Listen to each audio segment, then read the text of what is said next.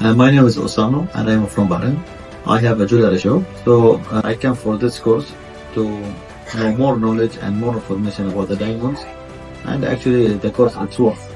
So you can know from A to Z about the diamonds. So the game of the diamond, you know it. So you can be a good player in the market. Not a professional, but at least no one can cheat you, no one can sell you at high or low price, give you different qualities of diamond. Like for example, give you an SI2 and he sell you for a VVS. So there is a game.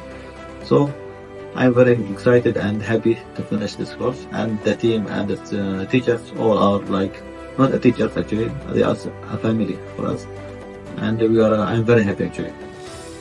It was very good experience actually, and the environment of studying is very good and very cool.